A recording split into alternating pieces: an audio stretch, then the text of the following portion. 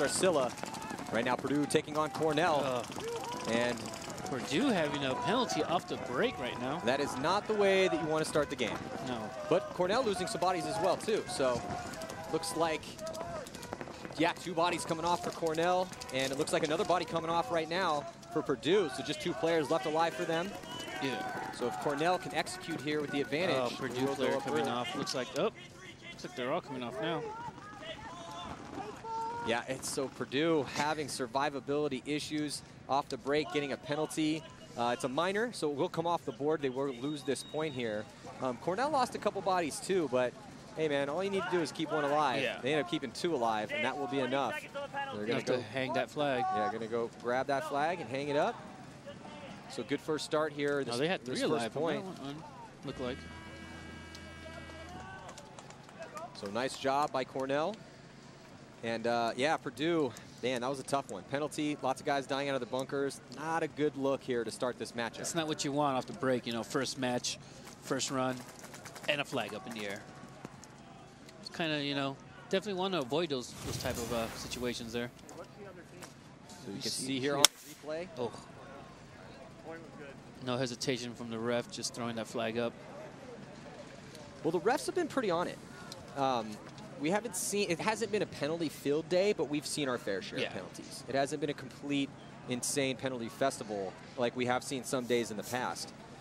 But also, you know, I mean, they've played a factor. Oh, definitely. You know, there's one thing to say about that. If you're going to ride the lightning, you're going to get zapped once in a while, you know? Yeah, and they come. Penalties come. Yeah. There's no way you can stay away from penalties all the time. You just want to keep it to a minimum. You know, keep the minors. You know, if you can. Let's keep the small penalties, not the big ones. Let's avoid the red flag. Yeah, avoid the red flag. Yeah. So again, and Purdue just got a minor, which again comes off the board. So the score is 1-0, and we're going to be right back after this. Stick with us.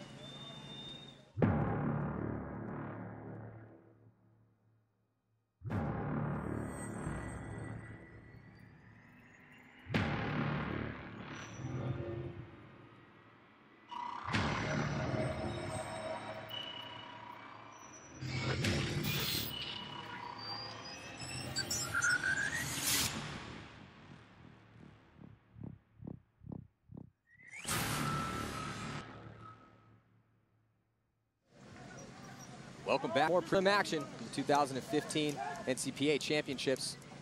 Cornell against Purdue. Cornell striking early, going up 1-0. Still tons of time left here in this first half. You know, and this field has become a very interesting tactical field. You know, this snake is tough to play. It's deceptive. It's really long, and there's tons of spots. But most of the times you're getting, if you can make it in there, you're getting stuck on an island because many teams are having survivability issues. Lots of bodies dropping off the break. Cornell player coming off trying to make the snake move. Ooh, Purdue player getting, you know, head massage there, committal. Yeah, so both teams dropping a body. Looks like another one might be off for Purdue. Cornell getting into the snake. Cornell's Dorito player getting eliminated as well. Yeah, getting shot the snake. Purdue getting into the snake.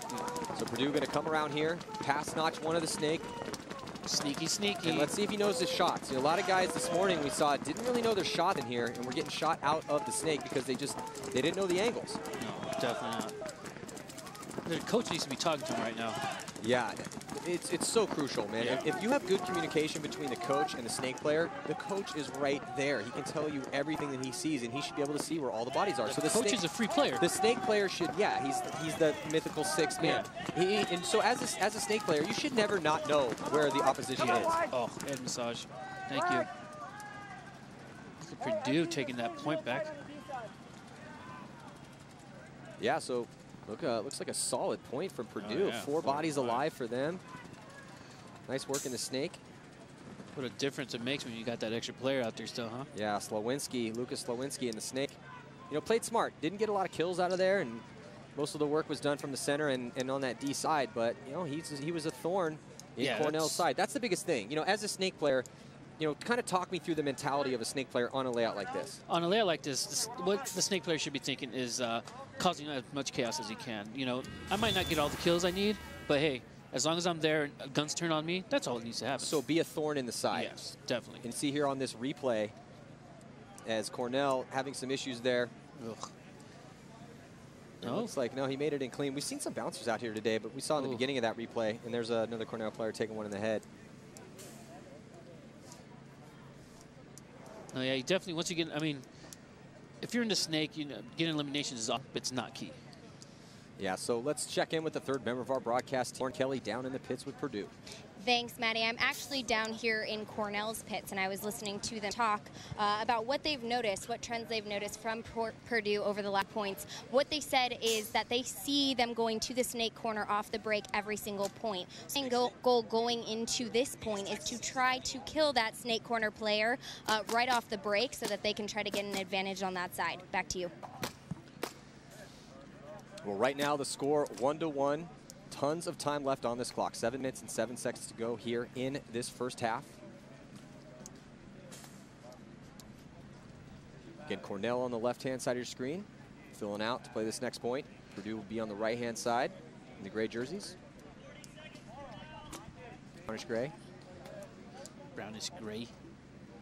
So I'm hoping that both these teams have at least watched some of the games out here on this main field. Again, there's another field that's being played at the same time this field's being played, so these guys have seen both looks on these different fields. But even though you try as much as you can to get the field as identical as possible, it's the same bunker set and the same layout, but little tiny differences here and there will play a factor. Oh, definitely. I mean, it could be the same field both, you know, but it's the lineup's going to be different. Yeah, and you could see there in the eye in the sky view, you know, there's so many big bunkers on that D side and in the center, but there are giant gaps to get to those bunkers, which is why teams are having survivability issues. So here we go, breakout. Purdue just coming to the snake side. Well, they made it out wide. Yeah, so back bunker on the snake side for Purdue. Cornell doubling up that center. Cornell player coming off. Looks like Purdue is pushing hard up the middle right now. Oh, another Cornell player coming off the snake side. Looks like a, major penalty on Cornell. It's a red card, kind of. So, red flag of death. That's going to be a 2-minute penalty, and here comes Purdue seizing the advantage. Yeah, pushing up on the D side to make this a quick one, and it's saving some of that time. Exactly, it's crucial. If you have the opportunity, you see the other team get a penalty, you want to try to close that point out as quick as possible. Make sure you win that point, but the more time that you can keep on that penalty, the better. The more advantage you got. Yeah, so Purdue going to take a 1-point lead here against Cornell. So you can see there was the penalty, and the ref's going to throw that red flag, pull his buddy out. That's taking off all the players on that D side of the field. Ooh. And Cornell just wearing it.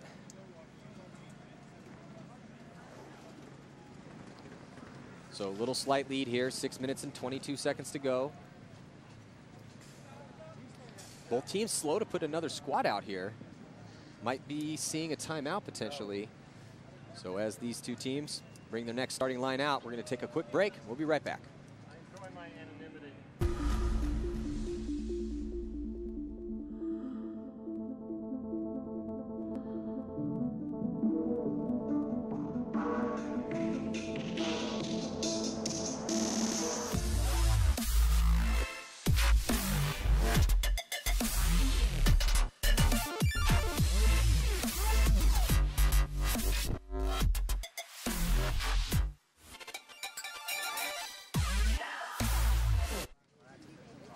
Welcome back here. Purdue Boilermakers taking on Cornell Big Red. 1-point lead, Purdue's favor here. Yeah, a little bit. And the big issue for Cornell right now is that minute and 42 seconds that one of their players is going to have to spend in the box, that major penalty. So we'll see if Purdue on the power play potentially could stack up some points, though. So look for Cornell to whip those guns around, try to get a quick kill, even up that body count. And if Purdue is, you know, how you can start running those points up, since it's 5-on-4, if Purdue can get a shot off the break on somebody, that'll make it 5-on-3. That generally means a quick point, and that's how you can keep running those points up. So we'll see.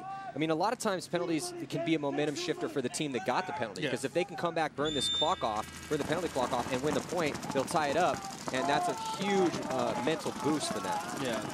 Purdue a little bit more aggressive up the middle. Cornell losing a player. The Dorito side looks to be empty for them. Yeah, so Cornell dropping that body. So a bigger advantage now for Purdue. 5 players alive for them, and a good cross-field spread. They have penetration up into the yellow section of the field on the D side and in the center. Coming off. Look for Purdue to make a move up to Dorito here. Another Cornell. Yeah, it's... Yeah, dropping. Wrap right yeah, there. players dropping real fast, losing gunfights here. Saving that time.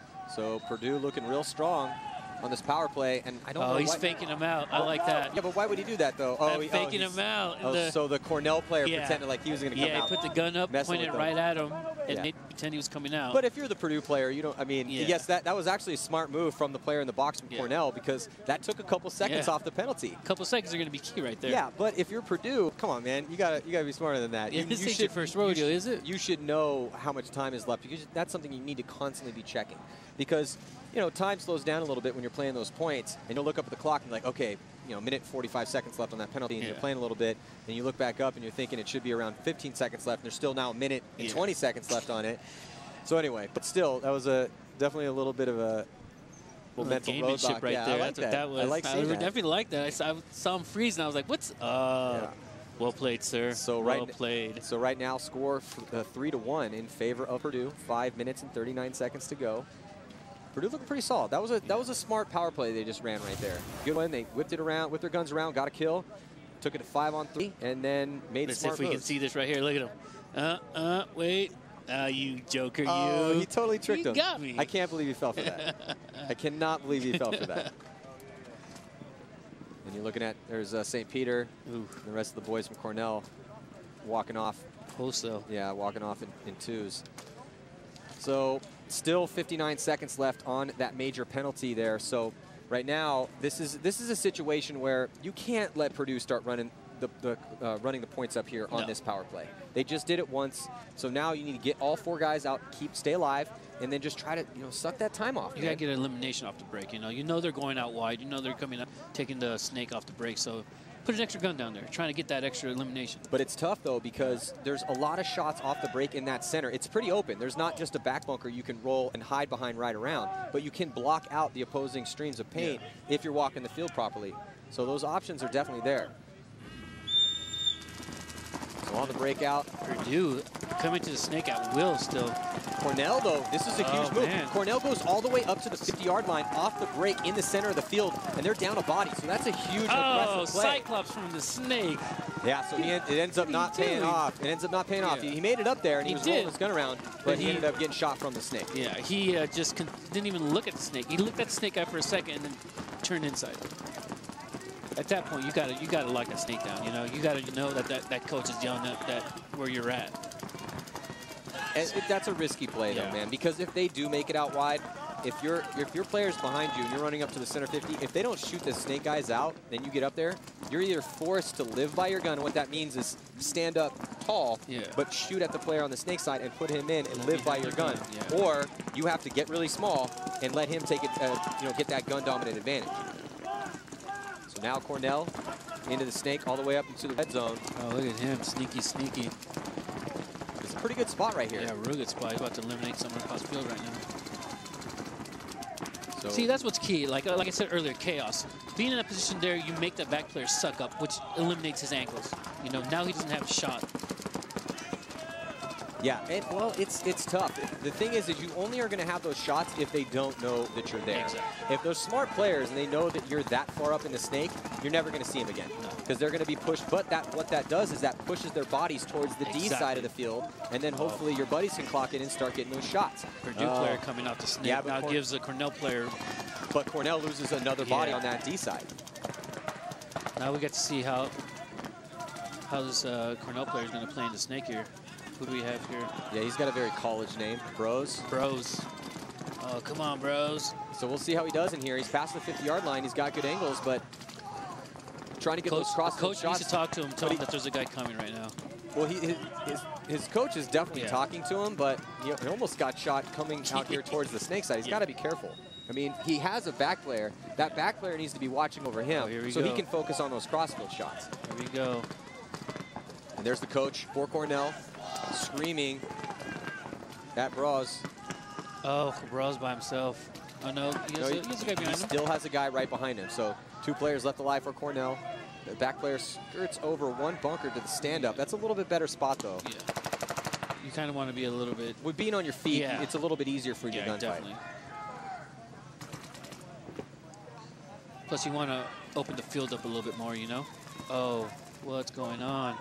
Yeah, so he tries to spread the field, but ends up getting taken out. Yeah. So now it's a 2-on-1 situation, and it's not looking good for Cornell right now. Are we going to see a takedown right now? Yeah, but why is the Purdue player, okay, well, maybe this might work, but typically you want to spread the field. Yeah. You want to spread the field wide. You don't want to... Oh.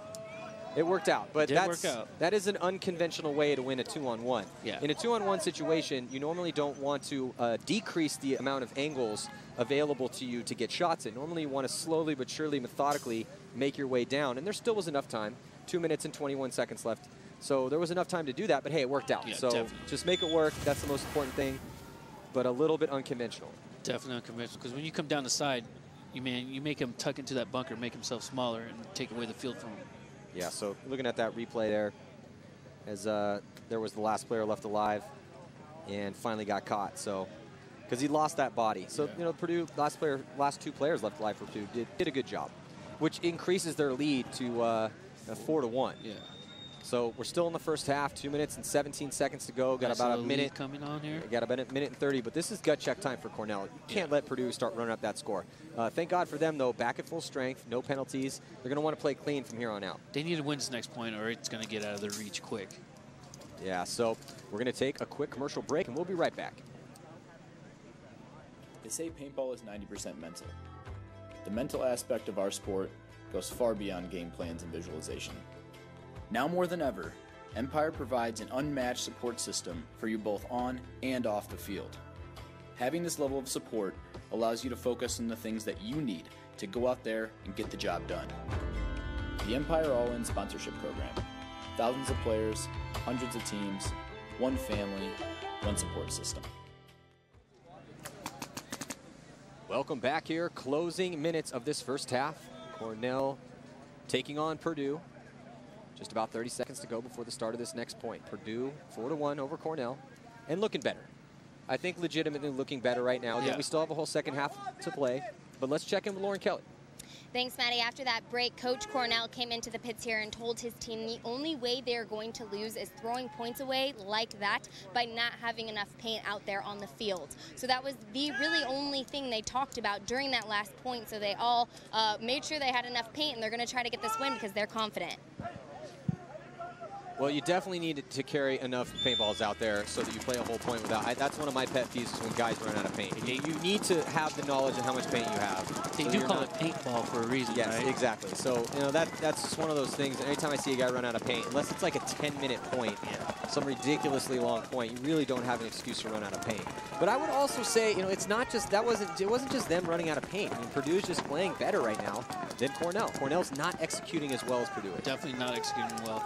It looks like they're trying to execute good right now, but to keep losing that Dorito player. Purdue into the snake at will. This guy just ran around the corner, didn't even dive. Yeah, I don't think they know he's in there. Well, Lobin made it into the snake right now. I don't for think Purdue. they know he's in there. Now they do. Well, he gets a kill. Yeah. So now they're forward, and he gets another kill. So this is going to open things up. Yeah. So if Purdue can get this point, which it really looks like they're going to, there's only one player left alive. Back corner bunker on the snake side. So let's see if they can close it out. It's 2-on-1 right now. Yeah. What's this guy doing? He needs to get in the game. Well, you got to keep your head on a swivel. Yeah. If you're in a 2-on-1 situation, you cannot get locked in on one side of the field. You have to keep your head on a swivel, hope somebody makes a mistake, you catch somebody, inner bunker, in between a bunker, and then pull it to a 1-on-1, which, you know, is a completely different game. But Purdue, solid execution there. Staying alive. Yeah, and again, that's been the story of this game. Cornell's not playing terrible, they're just not playing as good as Purdue right now. Purdue's getting more kills, they're living in their spots better, they're taking better positions, they're closing games out, they're winning the close points. You have to win the close points. Yeah. And this was one of those points. It's a little bit off the bunker too much there. Yeah, and there was the last player left alive. Back massage. So Cornell just not enough right now for Purdue. So just 48 seconds to go before the end of this first half. And Purdue with a pretty dominant lead right now, up by 4. So if you were the coach right now, and you've been on some legendary teams, Kat, if you were the coach for Cornell right now, what would you be saying to them in the pits? You know, other than don't run out of paint. Don't run out of paint. That kind of goes without saying. It should go without saying. Yeah, but definitely. Pick your gun battles. I mean, you got to win your gun battles. That's what that breaks down to. We talked about that earlier. You know, they're making their spots, they're staying alive, but they, you know, you got to. It's key to win that gun battle. I'd feel like I think at this point he needs to challenge them. Yeah. He needs to challenge them. He really needs to say, look, we're losing this game by 4 points because they're outplaying you. Yeah. They're just flat out outplaying you, and it's not by much. So I need 10% better from you. I need you to play 10% tighter. I need you to, know your role. When we start losing bodies, you need to take a quick assessment of the situation. Back up for a second. Yeah, just think real quick. All right, there's 3 of us left. Snake 1, back center, and I'm on the D side. All right, what do I need to do facing the variables that we're facing and execute that? Because I don't really see much execution from Cornell. Yeah, definitely no execution. Whereas Purdue is just executing a little bit better right now, and it shows in the score. Yeah, I don't know. It looks like Purdue's playing a little bit. A little flat? Yeah. No, not Purdue's playing a little high. No, they're playing. Cornell's playing. They're playing like flat. a team. You know, they're going out there. Yeah. But again, we have a whole second half of play. Yeah. A whole more. We got 48 seconds left in this first half, 10 minutes in the second half, and. So if Cornell, because, again, they're not playing terrible. They're just getting beat to the punch right now by Purdue. Yeah, Purdue's just, a quick second faster. A little bit of a slow start for Purdue. Yeah, he's still in there. He's still in there. Looks like, wow. Cornell makes a huge run to the center 50. I'm sorry, to the 50-yard line on the D side off the break. I thought I saw him get clipped, and the referee's running there and checking him out. Got to be careful, because if he gets a penalty, it will carry on. If he gets a major penalty, it will carry on in the second half. Looks like Cornell kind of being more aggressive now. You just can't lose track of that Snake player here. Well, again, with the time that they had available to them, the 48 seconds at the start, there's only 18 seconds left. They have to play aggressive. Down this many points, they have no choice but to push into the guns of Purdue. Yeah, at least, you know what? I like that they're at least making that effort. Taking up more real estate, trying to put Purdue on their back heels. So Cornell getting in good field position, but they don't have enough time. Oh. Yeah, so not enough time. It looked like they had the position to start a good attack, to push past the 50, but just not able to do it. Not enough time for them. So we will head into this second half with the score 5-1 in favor of Purdue. And Boilermakers definitely came to play. Yeah. So I'm expecting Cornell to come out. They're probably going to have a talk here and probably say similar things to what we just said. Yeah, I definitely like the coach right here, trying to get his players hyped up, Let's go, let's go. Everyone looks like they're coming down. Their coach is a very hype guy. Yeah. He's a very hype guy. He's a very positive guy. So, he's definitely going to have, you got to keep it positive, but you got to keep it intense. No, yeah. You don't want to, because look, if you have guys, it's like you said earlier, some guys you can challenge and some guys you need to pat on the back and pump them up. So if you know your players and you know them well, with a 4-point deficit heading into the second half, that's when you need to get in guys' heads and get into the guys in certain positions' heads. So, your snake guy, you need to just talk to him and be like, look, man, we're not getting any production out of you. Yeah, we need a little bit more. Yeah, we need a little bit more. Got to play smart in there. Those off-the-break shots, and really where the difference in this game is in that they're getting beat in the beginning of the game, but not as much as that second half. And we've seen that consistently all day long. Yeah. Is those mid players, those guys that are locked in the gunfights, how many people are they shooting or are they getting shot? That's been the difference in this field. It's not dominating on the snake side or dominating in the center on the D side. It's that full team effort, staying alive, winning your gunfights. So we got a couple minutes here before the start of the second half. We're going to be right back. Stick around.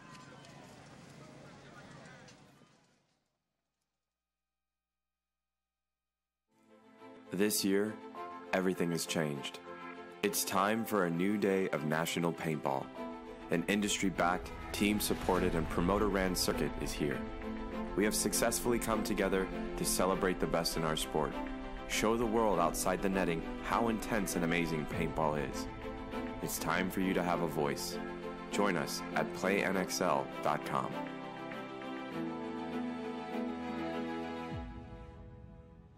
Welcome back. Right now we are going into the second half of Purdue versus Cornell. Purdue is at 4 points, 5-1. I have Danny DiCamillo standing here. Now, you guys during one of those plays ran an X play, which we haven't seen too much today. How difficult is it to successfully run an X play on this field layout? I would say it's definitely pretty tough, especially against a team like this. I mean, we knew kind of coming into this game that their lanes were going to be great. So our game plan was originally to kind of counter their lanes with our own lanes and delay and have guns up heavy. We realized that they were kind of beating us there. So we're trying to get a guy up to the A that can kill their home guys. And I think we did a better job of getting up far, although we kind of ran out of time there. I core sampled my gun, which is kind of a little mess up there. But I think our changed up strategy is looking a little bit better from that last point. Going through that first half, what exactly did you guys learn? Because like you said, you did get into better positions in that last point. It looked like you could have had the advantage, but you did run out of time. So going into the second half, how are you adjusting things? I think, like I said, our game plan there was to delay longer than them and keep our lanes up and have them bump into our lanes. And that wasn't working so well because they were living at home longer than us. So I think just getting up to the field far and being more aggressive is what's going to work for us now. Worked well last point, so that's what we're going to be rolling with for the next. When you ran that X play, it unfortunately wasn't successful for you in that run. But if you do get up to the A, what is the best strategy to make sure you can be productive? I think we're trying to block out the snake. I know we got to watch our feet a lot because the guys in the Dorito side can over there can shoot you in the feet. But if we can block out the snake and then kill those home guys with whoever runs up to the A, I think we'll be in really good shape. All right, Cornell is down 4 points right now. Purdue is up 5-1. We'll see if Cornell can bring it back.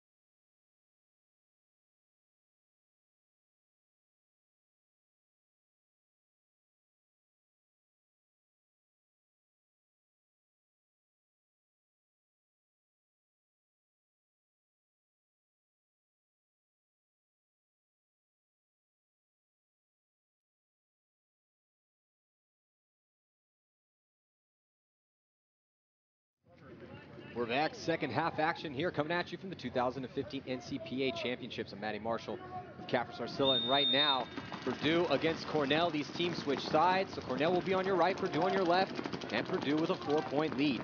Cornell has to get some offense rolling, Captain. They just haven't been able to do it so far. Yeah, I think they're choosing to go down the Dorito side here, as far as where their main offense is going, because they're taking that Dorito off the break. And that's a smart move. I mean, the Dorito side has some big bunkers over there. It's lots to work with on that side. Snake side's much harder to work with, and it looks like the first body to drop comes from Purdue. So a little bit of an advantage here for Cornell. Definitely Cornell first into the snake, it looks like. Oh. Where is he getting dunked from? Oh, Purdue player has their own snake player. And a major penalty, yeah. So that's not the way Cornell wanted to start the second half here, down by 4. Oh, man. And initially with the one-body advantage.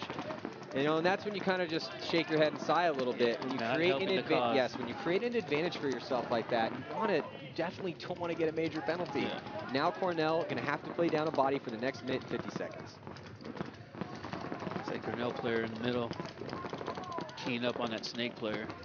Well, and this is going to allow Purdue to slow the game down a little bit. They know it's a major penalty. They'd like to get up another one and keep that power play going for the start of this next point. But most importantly, just don't lose the point for them. Because if Cornell can get on the board, we'll have ourselves a 3-point game, and that's definitely possible. Looks like we got a Cornell player in the red zone on the Dorito side over there, looking for those key shots across field.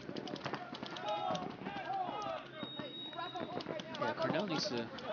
Well, Cornell's doing what they need to do. They pushed up, but you got to be careful over. Oh God, dying out of his spot at the 50-yard line on the D side. It's not going to help things here. Gotta get. Oh, there's another Cornell player coming off. Well, they need to blow the horn. No, actually, no, they do not. Don't blow the horn because they need to take as much time off that penalty as possible. True. Purdue needs to send a guy to take him down so they can save some time. And here it comes. Purdue taking that big lead now. Yeah, so now we're looking at a 5-point lead. 6-1 will be the score. And unfortunately for Cornell, still about 36 seconds left on that 2-minute major penalty that was assessed. So they were able to take a decent amount of the penalty clock off. Definitely. But I mean, now they're they're in that realm of unreachable now. I mean, a 5-point lead. Yeah, you know what I mean? It's getting there, man. Yeah. Especially the way that they've been playing so far. You could see there they had an opportunity, had a player in the 50-yard line on the D side of the field, and then after that player died, here came the cavalry coming hard for that last player left alive for Cornell. You could see the body language as they're walking off, very frustrated. So, you know, Cornell going to probably be calling a timeout here. Got to talk it over. Yeah. Because things are not swinging their way right now. Not at all. But 5 points, 7 minutes and 40 seconds. Cornell has no choice but to push as aggressive as possible, which puts you on that razor's edge. I mean, you're gonna give up points. You're gonna give up a point here and there, but you got to gain those points. Well, you're hoping you can go on a run. Yeah. To have a chance, you always want to be trying to win the game, regardless of you're down 5, but you still have some time to work with. So at that particular junction in the game, down by 5, they have no choice but to push aggressive. Now I'm interested to see what Purdue's going to do. If they get 1 point, I wonder if they're going to try to do some stunts, try to learn the field a little bit different. Now, with a 6-point lead, if they get 1 more, that's a nice cushion there. Yeah, and that might be the time to start trying some new plays. Yeah. You know, there's a lot of variables on this field, lots of different looks you can give the opposing teams, and when you get a huge lead, that's a time when, you know, might want to get some guys some playing time that haven't been able to get out there, and also try some plays that you haven't been able to play. Yeah, or, you know, try just a crazy stunt. Hey, why don't you dive into their side of the snake? Let's see what happens. Yeah, Dan Norcross, the coach for Purdue, out there talking to his boys, coming back to help out Purdue. And looks like, while this timeout's been called, we're going to take a quick commercial break. We're going to be right back.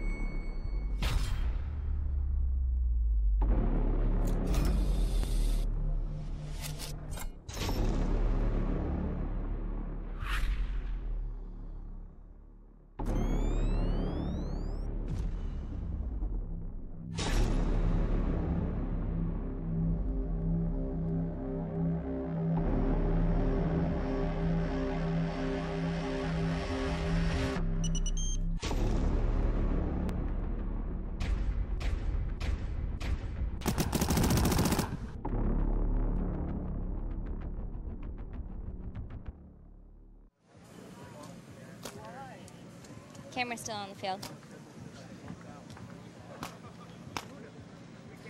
So here we go. More second half action coming at you. 7 minutes and 40 seconds to go. Purdue in the driver's seat. 6-1 is the score. Cornell just not able to get it done so far.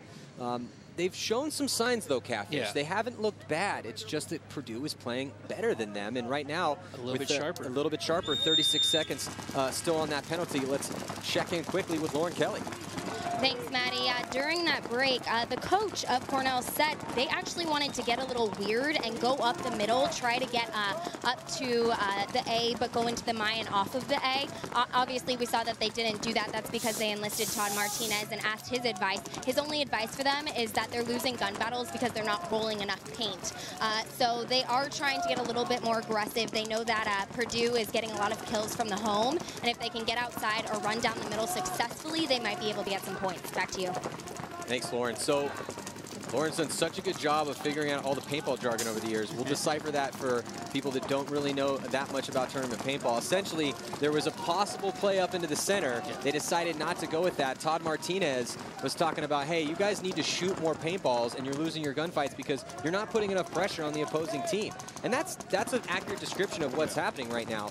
Also, the Mayan, that is the stand-up. That's the stand-up temple-looking bunker in the center that one of Cornell's players just got shot out of. Just walked off. Yeah. So, but yeah, I mean, mean, that's, you know, I like what Cornell's thinking. Get a little weird. Hey, have some fun with it, guys. You're down by 5. It's time, you know, to try to do something else because whatever you're doing is not working right now. And again, not playing terrible, but for some reason, just a little great. Yeah, a little flat in this game. And Purdue is doing everything right now. They did just lose a player on the D side of the field, but they're just controlling the pace of this game. They're dictating the action right now and just looking real solid. Purdue, solid team right now. Yeah, definitely. They're allowing Cornell to get into the bunkers that they want.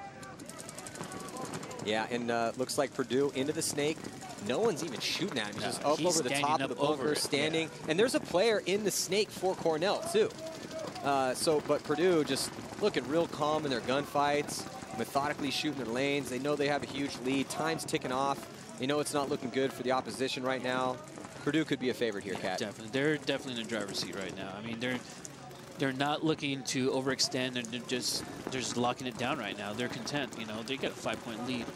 We'll eat up some of this clock. Yeah, and they're just rolling their guns. Yeah. You know, Todd was talking to Tom Martinez, our fellow co-host up here, telling him, hey, you need to put a little more pressure on him. You talk about pressure. Look at Lobin in the snake right now. He's putting pressure on Cornell. He's standing up, looking over the top of the snake. Yeah, taking smart making smart moves forward, earning his bumps. It's like the Cornell coach is trying to let his player know that there's a snake player. So, Lobin in the snake.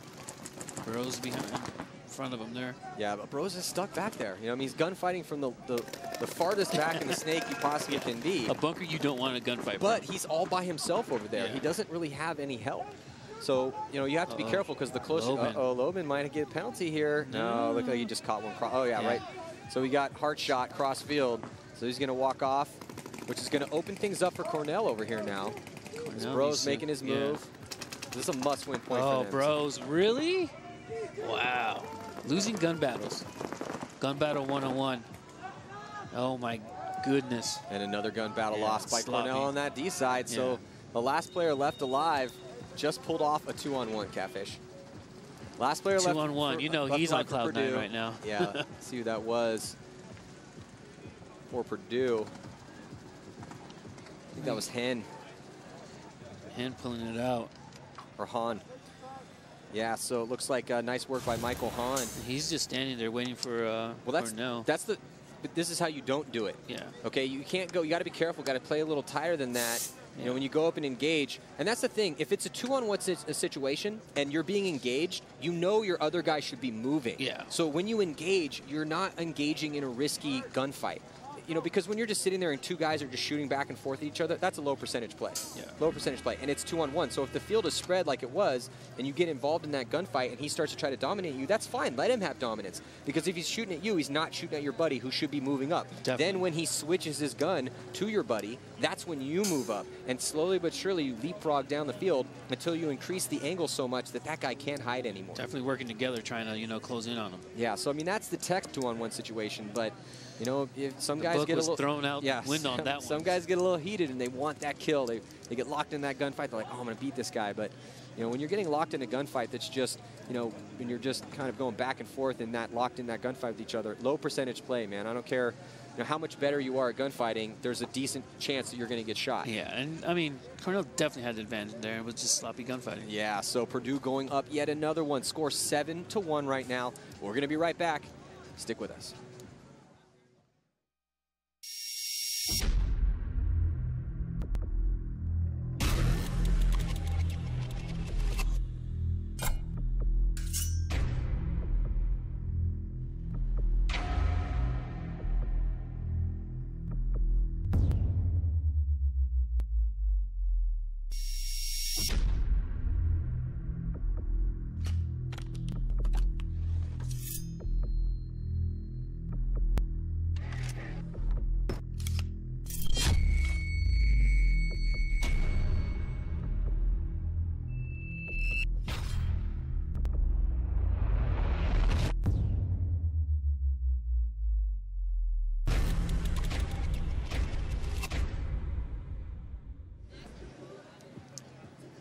Time starting to tick off here in this matchup between Cornell and Purdue. It's been mostly Purdue here in this match. 3 minutes and 34 seconds remain.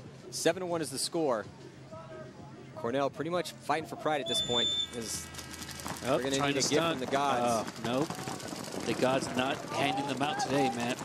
Yeah, they lose a body on the D side. 4 players left alive for Cornell, pushing into the snake, lose another body. That's 2 coming off full Well, they have to push forward, Yeah. Kat. I mean, they can't hide in their spots right now. They have to be pushing forward. They're not going to gunfight their way to victory. They have to push aggressive, take ground, just because they're down by 6 points.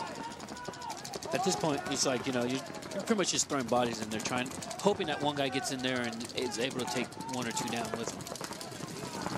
Yeah, Purdue just coming down the Dorito side at will now. Oh, losing that Dorito player. They did lose a body there, D side, which is, you know, when you're Purdue and it's a 5-on-3 situation, you guys need to just tighten up your lanes. There's no reason to risk anything. You have a huge lead.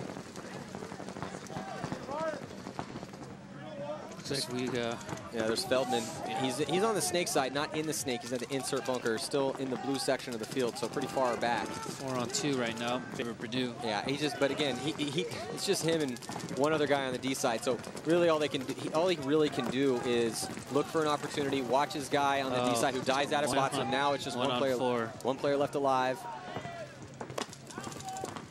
Can he pull out a 1-on-4? Oh, here comes the pain. That one's going to hurt. Back massage.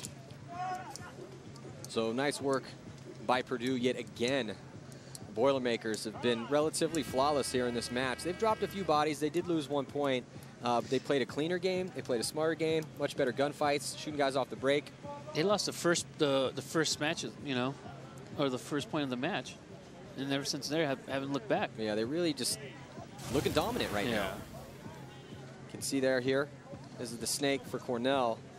And he's going to crawl up in here. I think he just got shot cross field. He was pretty low in there. Guy dropped a good shot in on him. And then this is some more D-side action, getting shot. That was the only player that died for Purdue. And this was one of the last kills there. That was the second to last kill on that. And this is the last kill right here. Nothing he could do. Action. There you go. So solid work. And now just 2 minutes and 2 seconds to go here. This one is over. Purdue going to win this one. There's no way Cornell is going to be able to score. I mean, they might not be able to score 1 point in 2 minutes and 2 seconds the way Purdue's playing. Yeah. Playing real flawless, real tight in their bunkers, you know, staying alive, winning their gun battles. Yeah, so going to have to go back to the drawing board for Saturday's competition with Cornell. Just really not able to get anything done here. But Purdue looked like a favorite.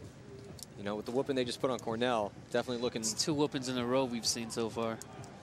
Yeah, still 1 game left to play today, but we still have the conclusion of this match. So about 35 seconds to go before the start of what could be the last point. Both teams going to be 5 strong. Uh-oh, looks like. Uh-oh. Yeah, Cornell, one of their players' gun just lost a burst disc, so he's going to have to trade out with St. Peter. Yeah, so St. Peter has to exchange guns. The Patriot Is he going to be able to make it out in time? Yeah, he still has 10 seconds.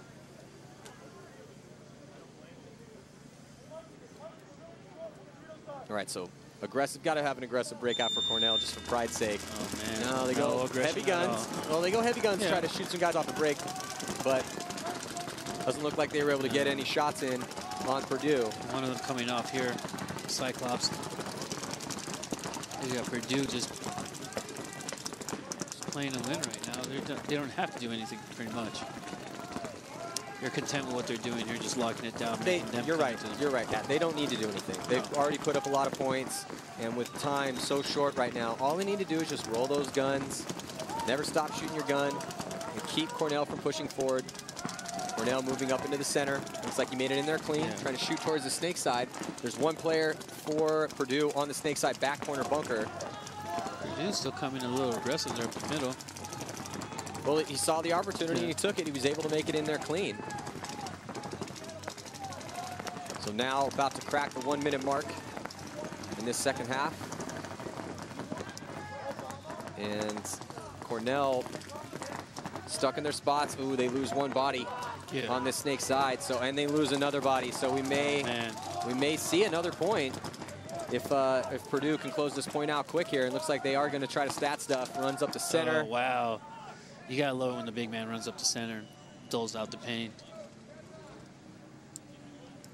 So again, nice work by Purdue. Cornell just dying out of their spots. The same story, dying out of their spots, not getting into good spots. Yeah. I mean, they have, you know, they're making their moves, trying to get up in their face, but they have no choice at this point, you know, trying to save face right now. Yeah, you're playing for pride at this point if you're Cornell. And it looks like he's gonna let enough time expire so that it will end the match. So under 10 seconds, they're gonna burn the last 8 seconds off, and victory will go to Purdue. Score will be 9-1. Dominant performance by them. Yeah, real dominant. Well, you know, and it was interesting too, because at least in the first half, yeah, obviously score is a lot to a little, but at least in the beginning, it wasn't just Purdue running over Cornell. No. You know, the points were relatively close, but Purdue was just playing better, and they just kept doing that and kept doing that, and they kept stacking that score up and stacking the score up, and slowly but surely just really running away with this one. Yeah, they were just, you know, they're waiting to get those 1 or 2 kills off the break, those key kills, and then just moving on from there. Yeah, you could see there, those were the, you know, so Cornell didn't play aggressive there. They went heavy guns to try to shoot some of those Purdue players, and then there was the last player running through. It was Gonzalez, big Gonzalez running through. Doling out the pain.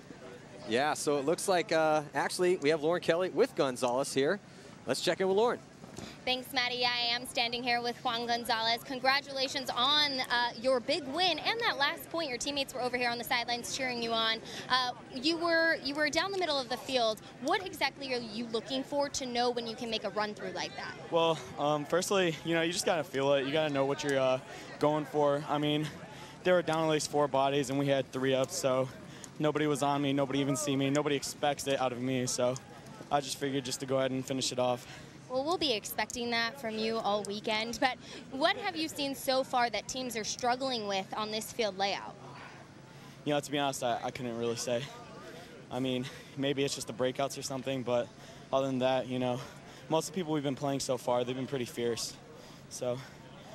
And tell me, how easy or how difficult is it to advance down the field, to get into the snake, or to get down the field on the Dorito side or down the middle on this layout? You guys stayed back for a lot of points. Right, yeah. See, a lot of teams, they start by just gunning those lanes. So you really just got to look for that perfect moment. Once somebody looks in, you go. If nobody's on you, that's the key thing. All right, well, congratulations, Gonzalez, with that run through and that last point to get the win. We have a next match coming up, and I'm going to go back to you, Maddie. Thanks, Lauren. Well, yeah, congratulations to the Boilermakers. Dominant performance by them. They're definitely a favorite here in this event. We're going to be right back. One more match coming at you here. Friday's competition. We'll see you in just a few moments.